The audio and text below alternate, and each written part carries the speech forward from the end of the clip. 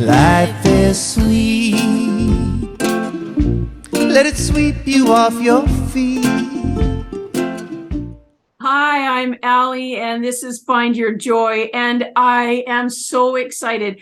I think this is the 152nd time that this woman has graciously and generously come to be my guest. Not graciously. Oh my gosh. Just be honest. I was very gracious this time. I think she was pretty gracious. I mean, she did it. That was one thing. But anyways, let me introduce you to the amazing, the incredible, the hilarious Tammy DeFoe. Tammy D Comedy. She's a comedian, a writer. She has over 1 million followers. She is amazing. And Tammy, I think we're probably we're going to be able to collect miles after a while here because I've racked up so many points. Oh, God. Hi. Hi. Thank you. You always give me this like crazy introduction and I'm like, who's she talking about? Does she have somebody else on here? Like, what? The description is like, no, none of those things. Oh my gosh, you are so much and more. I want to get right to something here because I don't want to forget to ask this and then ask her to come back. Okay, I see what you're doing. I know what you're doing.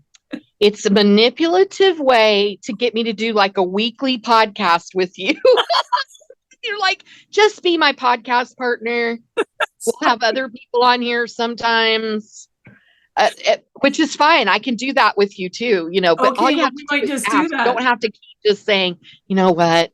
We need to redo it. I forgot to ask a question. Fake news. I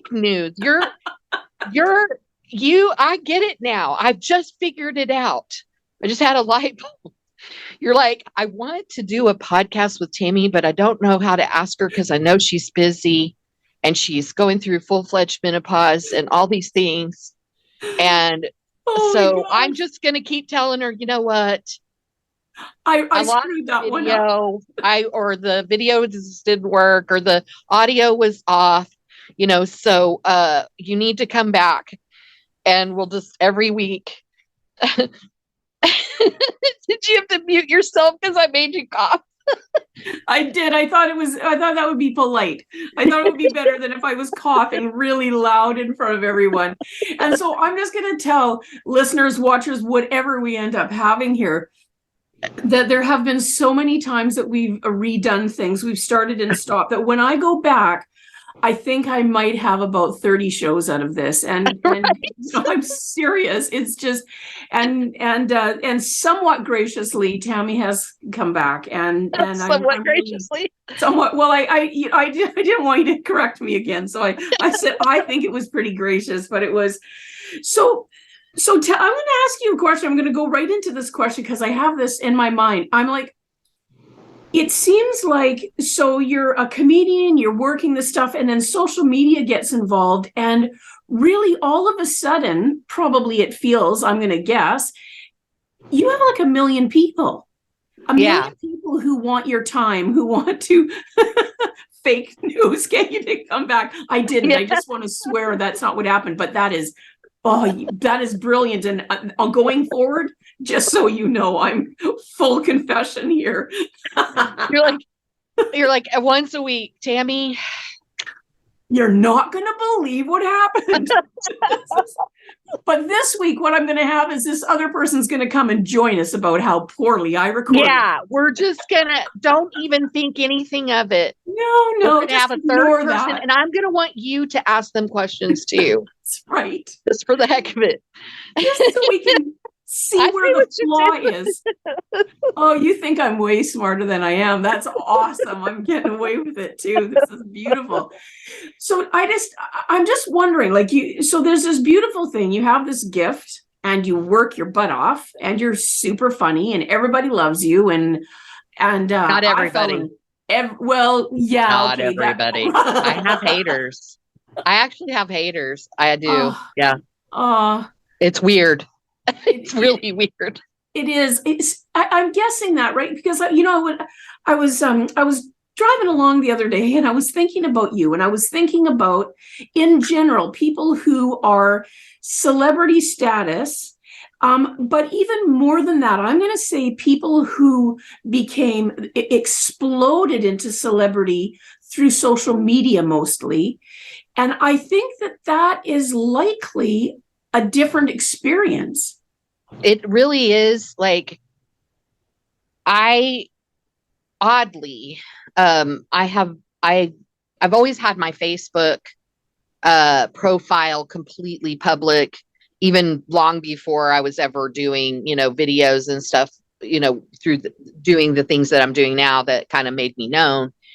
And I've always been humorous, like on my page, I'm a humorist, if you will, not, I go beyond, I feel like it's beyond comedian. It's like, I see the world and express the world in all ways, in all forms of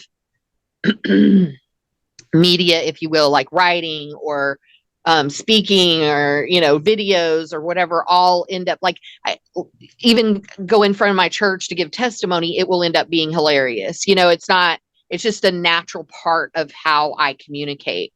And so I don't really even consider myself a comedian. I'm more a humorist that just recognized that I was and just do that. But I really didn't consciously say, oh, I'm a humorist and I'm a comedian. I just, that's naturally how I communicate. So anyway, even long before, years before this, I used to go out. I used to be kind of a party girl before I went full-fledged Jesus freak again.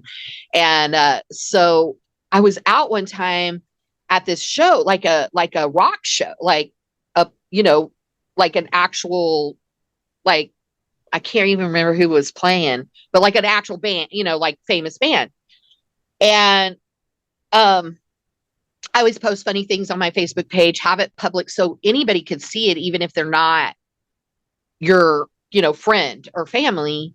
And so these two girls, there was a bar there, and I went up to the bar, and it was it was a concert, right? A full-fledged concert.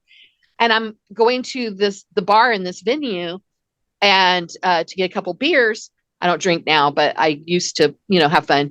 And these two girls are like talking to each other and pointing at me. And then like they come up to me and they're like, and I used to have my maiden name on there. DeFoe is actually my married name. Okay. And I just kept it, and I've been a DeFoe longer than I was my maiden name, but my maiden name was Cruz. And that's what I was known as in high school. So I used to have that on my profile before I hit the big time. And it's so weird to say. And so so people could find me that, went to high school with me or whatever. And they're like, you're Tammy Cruz DeFoe. So that I instantly knew where they knew me from because of that, adding in my little maiden name thing. And I'm like, yeah. They're like, we're friends with Charlie. He was a mutual friend of ours, I guess. And we see your funny posts all the time. And it wasn't videos. It was just like me writing stuff. Right. And Facebook used to even like limit the number of characters and all that. They don't now, but they used to. And I would keep it within that and still just be really hilarious. I was doing these conversations with my dog that's in the picture back here, Charlie, and I would like personify him and do these hilarious conversations between us. Instead of describing the interaction, I would do it as though we were speaking to each other and communicating. And they became very popular. Called them Conversations with Dog. And she's like, we love your dog conversation. And like just fangirling over me. And I'm like, what is going on here? It was just bizarre, right? Yeah. And they're like, we're just so excited to meet you. Is it okay if we friend request you? And we've been following you. This was like years ago. So now that's amplified, and it's real weird because I became famous on social media all while in my little apartment. I've been stuck here for a year, barely getting out because my car's been in the shop. I'm hoping to get it out soon. And so I've been out of the house very little. So I'm in this like apartment bubble. Yes, insulated. And so it just, and plus I'm social media famous. I'm not necessarily out there famous yet. Like people outside of social media probably wouldn't have a clue who I am. Right. Right. So, all of that's very strange because I don't feel famous. Like I don't feel that way, even though I get a ton of, you know, comments and shares and messages. I get hundreds of messages a day. I answer every single one of them. And, you know, just like on and on. And so it's a real weird thing. And this is the coolest thing. So it is still weird though. I still can't, it's still not totally registering physically inside me that people know who I am. But I go, the place I'm going to perform, we'll talk about it later, but I'm going to perform later this month. I decided I wanted to go see a show there. And so they have shows all the time. And so, and I know the owner of this comedy club. And so, I just picked a show, and one of my followers has become a friend. And I said, do you want to go with me to the show? And she's like, yeah. And so she picked me up since I don't have wheels. Right. And we go, and we kind of came in just a tiny bit late. Like we just missed the host, her little blurb, and it was all women. And so then it launched into the next one. We got there just in time for the first actual, act. And so we just kind of sat. You could sit wherever you want. Like mine, there's a sign, like you buy the tickets for the seats, but this was like general admission. So I sit down and blah, blah, don't think anything of it, watch the whole entire show. And then afterwards, 3 different people recognized me, like that I didn't know. We're like, oh my God. Like one, it took her a minute. She's like, I'm seeing you out of context somehow. And she's trying to register it. And then, of course, Courtney, the one that brought me, is like, she's Tammy D Comedy. And then the headliner lady was like, oh my God, your bus driver joke, was where I found you. And, and so she was a fan, the person that I had just seen perform headline, and so it was just so weird. I was like, whoa. And then people wanted their picture taken with me and stuff. And I was like, what? Like, okay. It's just weird. It was weird. Right. And so it was the first time I had been recognized since this happened, outside of my bubble. And so it was very surreal. Like, whoa, it's, I can't explain it. It's a very bizarre thing. And then, like we were saying, the haters, in real life, I might have some haters. I just don't know of them. I'm not aware of them if I do, but I'm pretty, like, this isn't going to sound very humble. I'm a pretty nice person. Like most people that know me in real life would probably describe me as one of the nicer people they know, because I'm just generally a nice person. I mean, I have my moments where I am not nice, especially now that I'm menopausal, but it's like in real life, I don't have any enemies, but online I do. Yeah. I have people that lost it with me because they didn't like how I reacted to something they said, or just generally just go on my video. Like, this is so funny. I just started posting on Instagram, right? And so I'm blowing up there now too. And so because I started posting regularly, and my bus driver joke hit just like it hits everywhere. Everybody loves that joke. They do.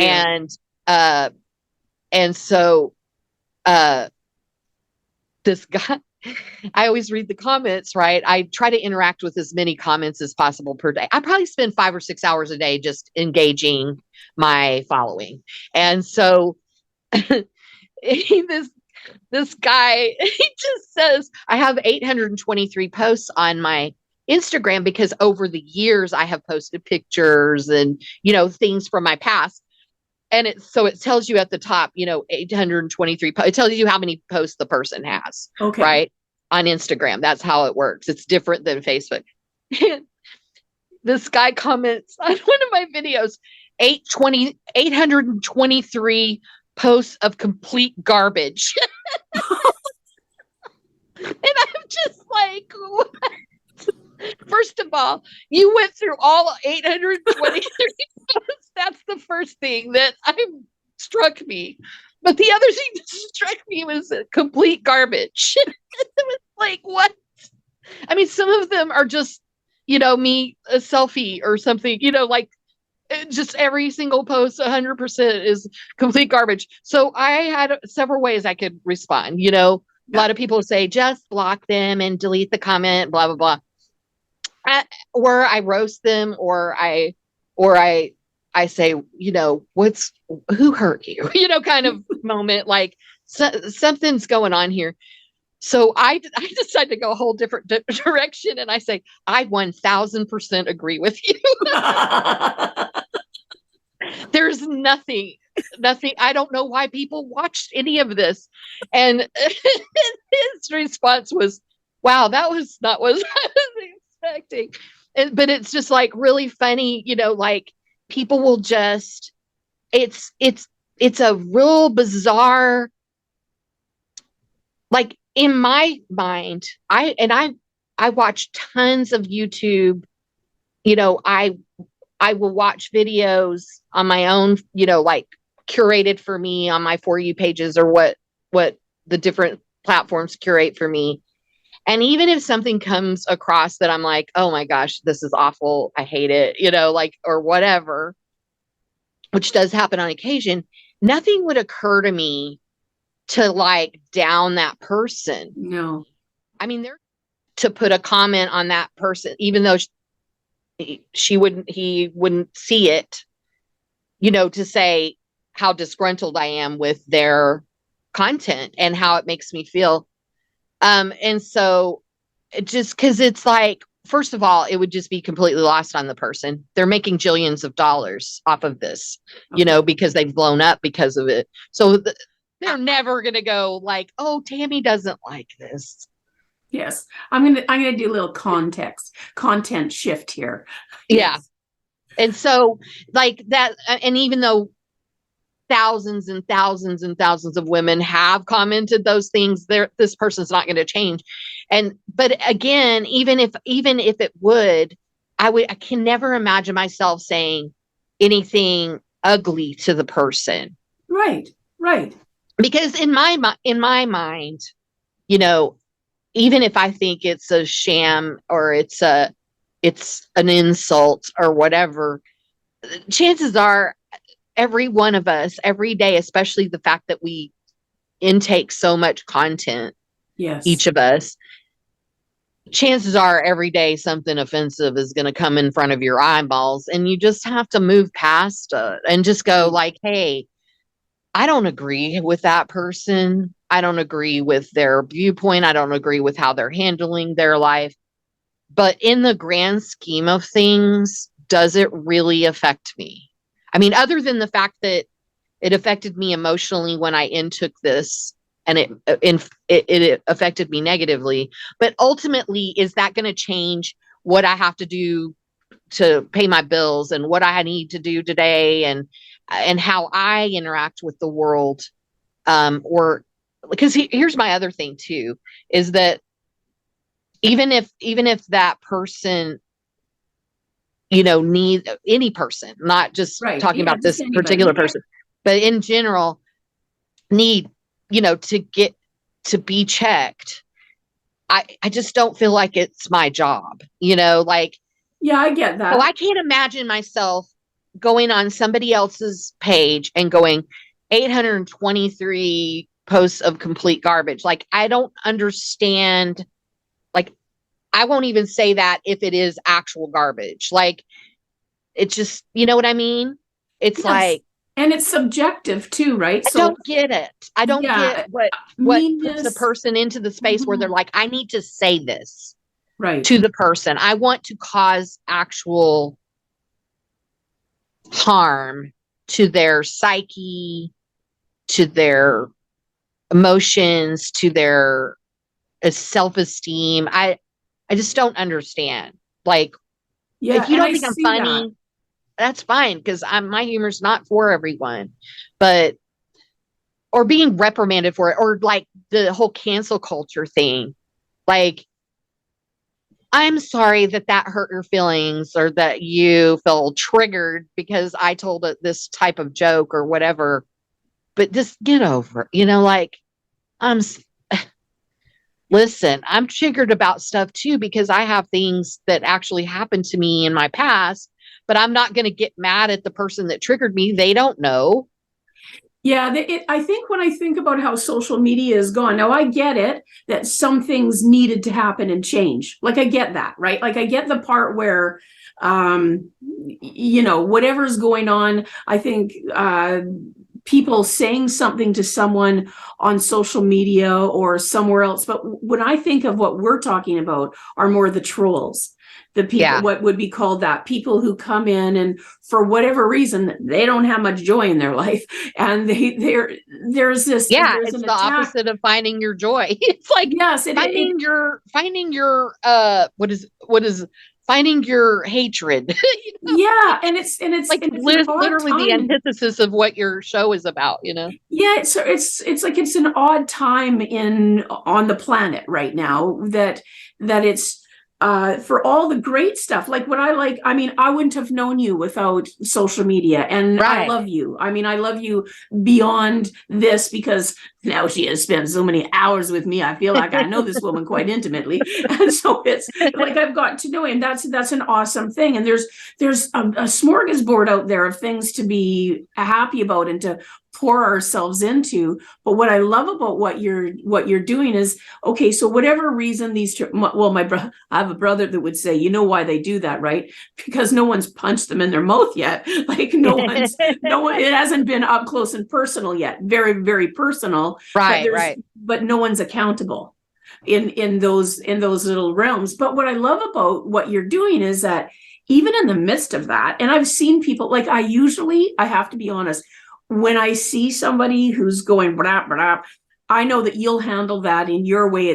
It much better. I will usually just put whatever comment that I was going to. I try not to engage with that, because I just feel like you're more capable of that than I am. No, I want you to, though. Oh, okay. Well, this is why, and I'll tell you why. Okay. When I used to get hate comments on stuff, of course, it takes some getting used to. It really just does. When you're not a person that generally elicits that kind of response. I got my first dislike on YouTube and almost cried.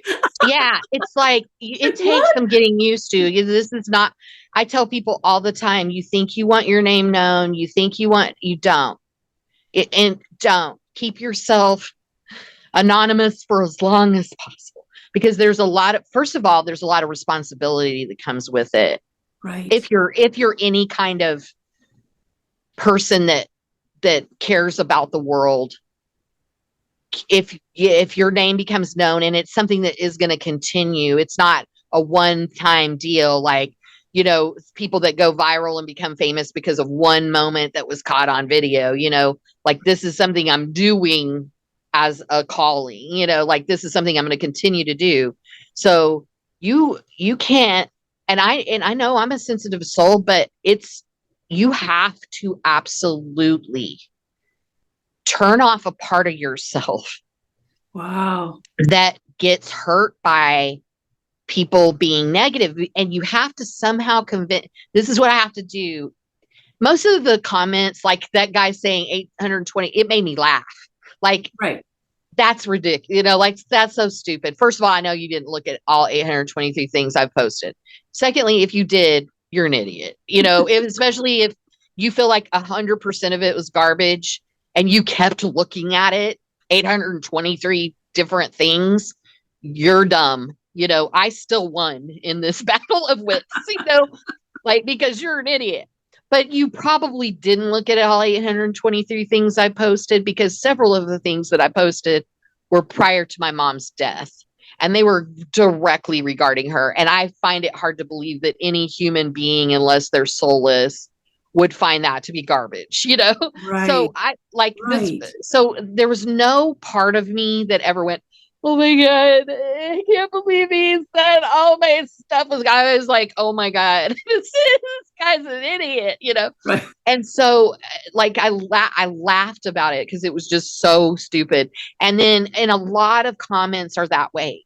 Like, but when they get personal, there's like certain things that people will say that it'll just hurt me, and it's real hard for me to like overcome it. And it's, so I have to like talk myself through it or whatever, you know, and it's like people disliking my stuff, that's never going to bother me. Like, I get that I'm not for everyone, Right. or whatever. That's just not going to bug me if people are like, I don't like your content. She's not like, I had one like early on, one of the first negative comments I got was, I don't understand what all the hype is about her, because like her jokes are archaic and stupid. And so I'm like, what? Okay. Like that didn't even hurt my feelings, but it was my first like negative thing. And of course, my followers went after it. But the reason that I want you to engage isn't because I can't take care of myself. But what these people don't realize is Facebook likes lots of comments and lots of engagement, and they push any engagement out. So every time a hater puts their hateful comment on and my following goes, no, you know, and starts engaging that person. Now, I'm not saying I want people to get hateful, you know, or meet hate with hate. Like I regulate that. But I have found that even my followers that do comment, most of the time, they stay pretty like, then just scroll on, blah, blah, blah. Right. And, you know, stuff like that. So it's like, I kind of laugh, like, I'll give you a really good example. Before I kind of figured out a way that I could do this without having to do it, I'm always looking for streams of income. Facebook doesn't pay right now. Facebook's not paying me anything. Well, a little bit for ads on my videos, but not that much. And then they were paying me on Reels, but I had to like get a lot of views to make barely anything. And right now there's this glitch where it didn't spin me into the next one. And this is the third month in a row it's done that. So I'm not getting paid at all for my videos. TikTok barely pays anything. Last month I made $7.10 from TikTok. Wow. And I haven't monetized on any other platform yet, or gotten to the quote level that you have to get to monetize. So I'm not monetized anywhere. So I have to monetize myself. So what I did is I made a link tree and I call it my tip jar, and I have other things on there too, but like I have all of my payment platforms.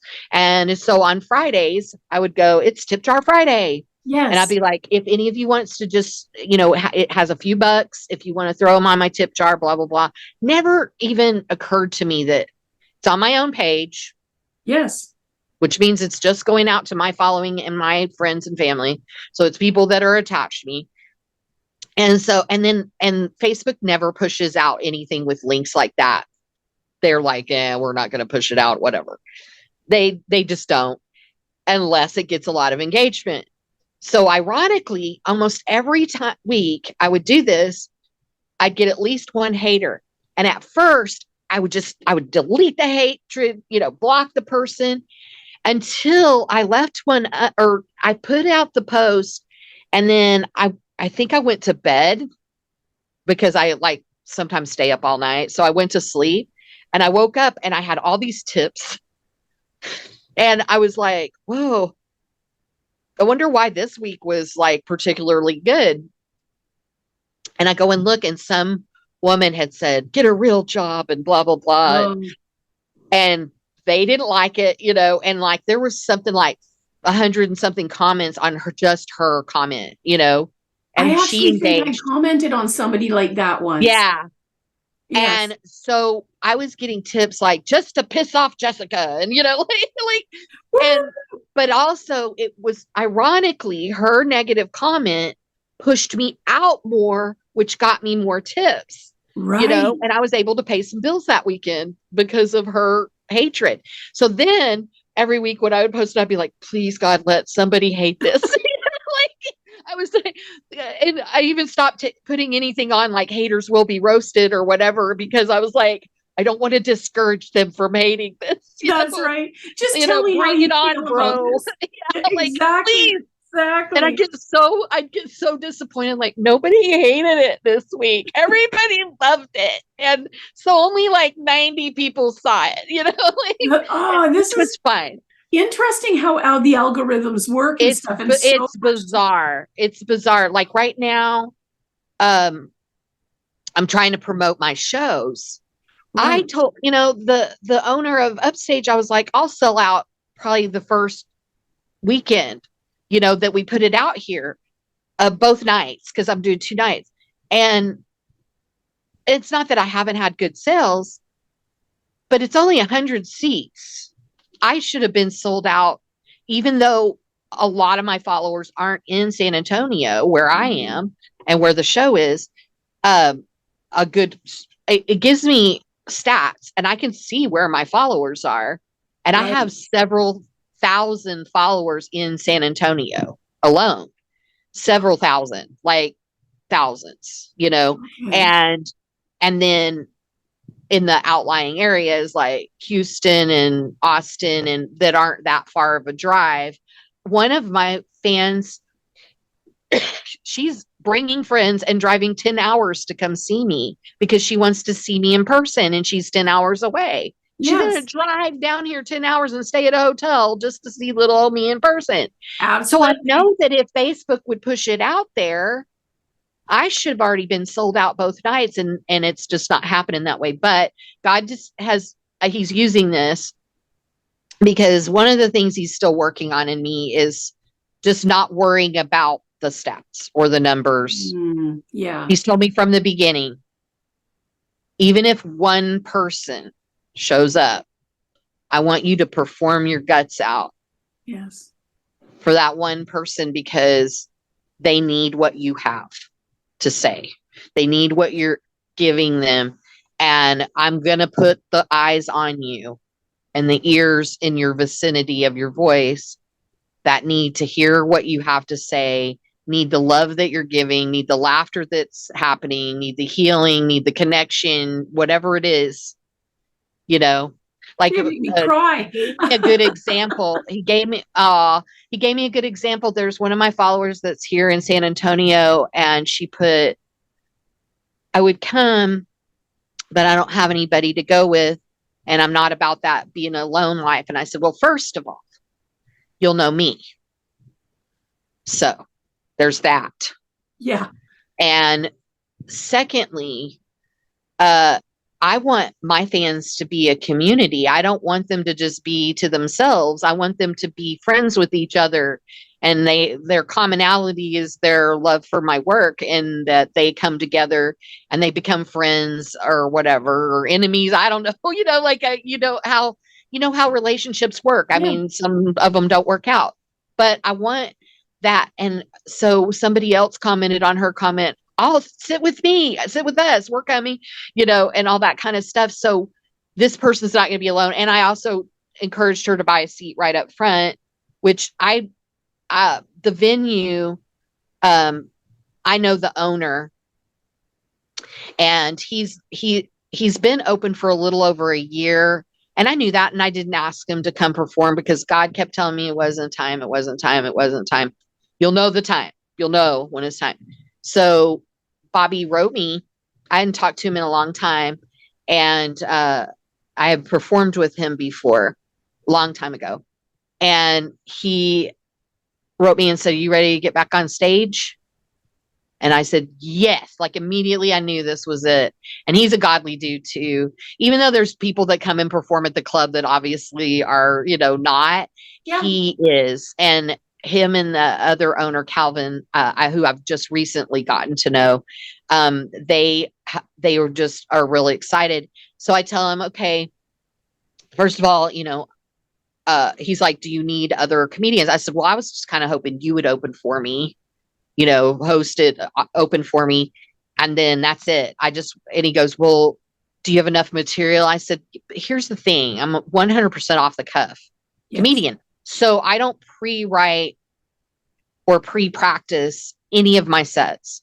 I will write down the stories that I think I want to touch on. But 9 times out of 10, I'll start telling that story. Somebody will say something or something will happen, or my stream of consciousness will remind me of something else. And if anybody's ever watched me live, they know what I'm talking about. Like, I'll be talking about something and it'll remind me of a funny story. I'll tell the funny story in the way that I do on stage. Like, it's not a performance for me. It's literally, I'm just standing up there. I just happen to be standing on a stage with a microphone telling my friends a hilarious story, recounting a hilarious story. That's how my comedy works. And I let that story, like, the bare bones of the story is there, obviously, because it's a story that actually happened, but how I fill that story in and flesh it out, and the details that will come to me, during that storytelling will be like, I could tell you the same story 4 times and it'll be different every time, so okay, that's how it works. Or just like, obviously comedians embellish to make things funnier. A lot of stuff that happens to me, I don't have to embellish. It's just the way I tell it comes out really funny anyway. But those flourishes or embellishments or whatever might get added along the way, because like I'll have that embellishment and then it becomes a part of that story the next time I tell her, So you see what I'm saying? Like, that like little flourish too. That's the flourish. Oh, I like that. Yeah. That people really gravitated towards, or it stuck with them, or they repeat it back to me, or something, and I'll be like, well, that's staying in the next time I tell it. And that's not a conscious thing, it's just a subconscious thing. And so, and also what's really cool, and I found this out through how much I go live. I haven't as much lately, but I generally go live a few times a week, and only because of some reasons I have that I haven't been able to as much lately. But I would have fans that would go, tell the story about da da da da, like, and they've already heard it. This person will have already heard it like 4 times because I've told it in other lives or live on another platform. And I'll be like, no, I just like it to kind of organically happen. Like, that story organically came to mind, like, I don't want to just be forced into it. I don't know why, but when people try to force me into a story or something, for some reason, it's just like, it feels, I'm such an organic person when it comes to how I develop my jokes. Even the videos you see, generally you guys are getting the first take. And the reason I'm laughing is because I know basically the joke I'm going to tell. So I do pre-write that to some degree, but I'll just write, lost my job at the florist, and I'll be like, because, and then I will like, one said this, one said the other, but all these little add-ins that you see in there will be what happened after I hit record. So you guys are, I would say 98% of the time, you're getting my first take. That's when you see a video, because it's impressive. The most organic. And when you're seeing me laugh, it's either because I know what's coming, because I thought of it before the video, and it makes me laugh every time I think it out loud. But often it's because it's also the first time I'm hearing the exactly right coming out during that moment. Yes. So that laughing is, and I think that people gravitate towards my laughing at myself. I love that. You can tell it's genuine. You can tell I'm not doing that as part of the gag. It's naturally, you can tell that I'm getting tickled. And I think, I'm trying to hold back being tickled, or whatever. Yes, when I love when you start to do something and you're like, and you can see you're trying to hold in the laughter, you do this thing, and then you get, and you know what, I think one of the things, and I love that you said how you want to build this community. I'm all about community. I love that so much, right?